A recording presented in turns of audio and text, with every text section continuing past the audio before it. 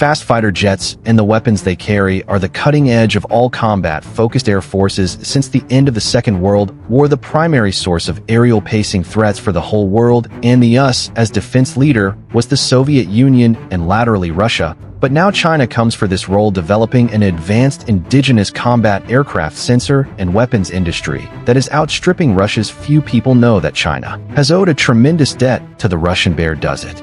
Mean that the apprentice may have surpassed the master, coming back a while. Right away in 1950, the Soviet Union provided Beijing with capable MiG-15 jet fighters and entire squadrons of Russian pilots that eventually compelled the U.S. Air Force to curtail daylight strategic bombing raids along the Yalu River during the Korean War. China subsequently began production of domestic clones of Soviet J-5 as MiG-17, J-6 as MiG-19, and J-7 as MiG-21 fighters. Then, after the Soviet collapse in 1991, Russia granted China fourth-generation Su-27 and Su-30 flanker jets, a powerful twin-engine fighter known for its super maneuverable flight characteristics. The Shenyang Aviation Corporation developed 3 separate clones of the flanker: the J-11 carrier-based J-15 Flying Shark and the strike-oriented J-16. To be sure, China still imports turbofan engines from Russia as it struggles to perfect domestic alternatives such as the WS-10B and eventually the powerful WS-15. However, the latest Chinese fighters increasingly incorporate weapons and avionics that are more capable than their Russian counterparts. We can put it down to 3 main factors. First, Beijing's annual military spending exceeds Moscow's 2 or 3 times over, as Russians spend $70 billion on defense in 2020. China, $190 billion. Second, China exceeds any country's expertise in the civilian electronics industry, which helps manufacture advanced avionics and Western-style sensors. And finally, China is the best in copying technologies from across the globe through mainly hacking. That isn't to say that the Chinese military holds all the advantages. Most notably, Russian military aviation has far more combat experience, with most of its fighter and bomber crews rotated into combat tours in the Syrian civil war. The Russian aerospace forces also still operate some specialized aircraft types without real Chinese equivalents, such as the MiG-31 Interceptor Tu-160 and Tu-22M supersonic bombers and the Su-25 ground attack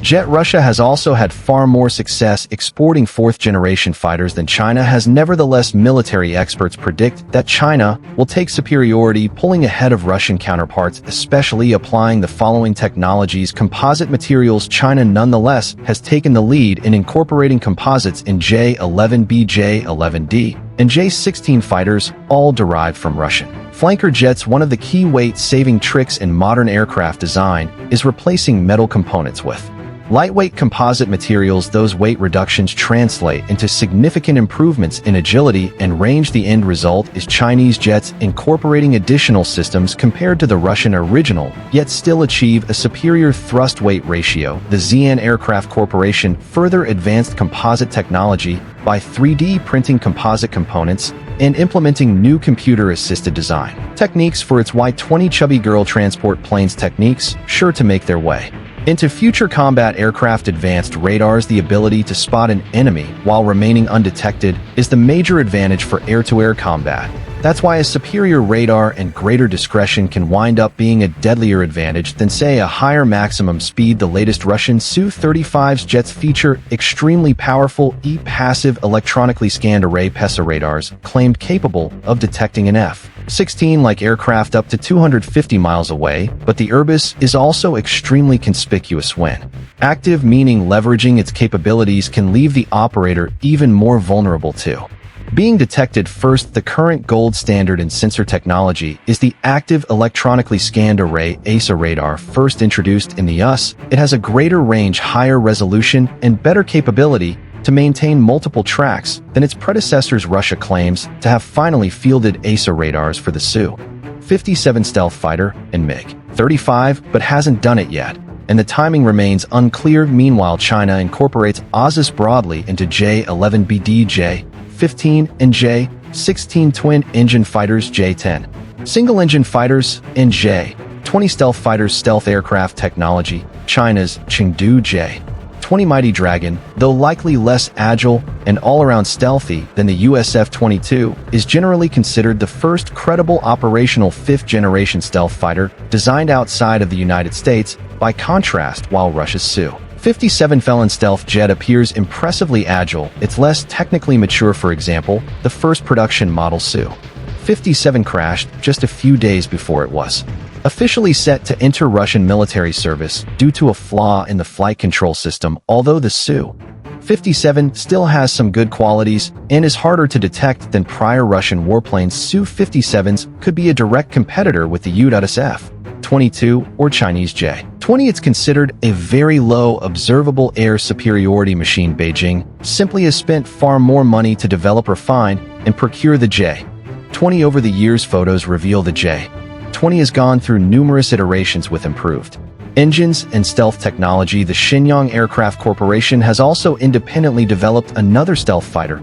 called the FC-31 or J-31 Euro Falcon. There is an expectation that the J-31 will become China's primary carrier-based fighter once it reaches full production, replacing the J-15. Aesthetically, the J-31 seems to borrow heavily from both the F-35 and F-22 programs, suggesting that it may be lighter and more maneuverable than America's top-tier fighter. It is unclear whether the Chinese military will introduce the J-31 into service, though it's rumored it may be adapted for service on China's growing aircraft carrier fleet. Long-range to-air missiles, in addition to sensors beyond visual range. BVR warfare depends on missiles that can engage enemies at greater distances at higher speeds and with greater resistance to decoys and jamming. In the last decade, China has begun fielding two highly capable BVR missiles. The first is the PL-12, which approached the US AIM-120C missile in performance and outranges the Russian R-77 BVR missile. However, China has also developed a PL-15 missile believed to match or exceed the range of even the latest US AIM-120D BVR missiles. The PL-15's dual-pulse motor also allows a lethal second burst of speed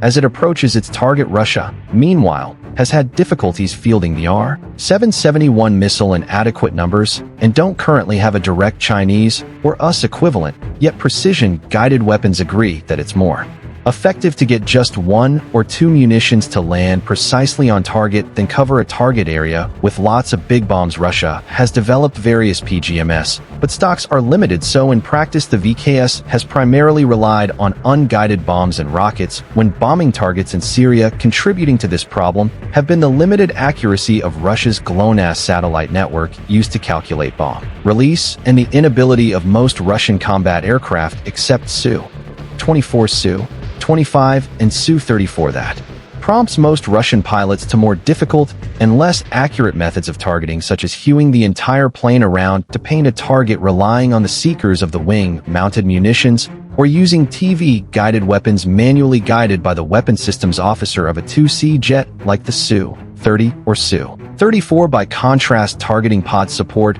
or organic electro-optical targeting systems reportedly feature in later Chinese jets, including the J-10, J-16, and the J-20 stealth fighter. Furthermore, China is developing and exporting a diverse array of precision-guided missiles and bombs, many of which are available in scaled-down form for deployment on combat drones. Unmanned drones. Don't forget that unmanned drones are increasingly poised to supplant manned aircraft in the future. Some of these future robotic air warriors may be as exquisite and expensive as stealth fighters. Still, most will be far less costly and capable and far easier to risk using in action due to their relative expendability. China has developed a broad spectrum of both reconnaissance and combat drones, UCAVs ranging from relatively small and cheap CH-2 and Wing Loom UCAVs widely exported abroad to the jet-powered Cloud Shadow, the high-flying Divine Eagle hail surveillance drones, and the supersonic WZ-8 spy drone. Russia, meanwhile, neither operates nor exports any UCAVs, though it has announced it will begin fielding an unidentified UCAV in 2021.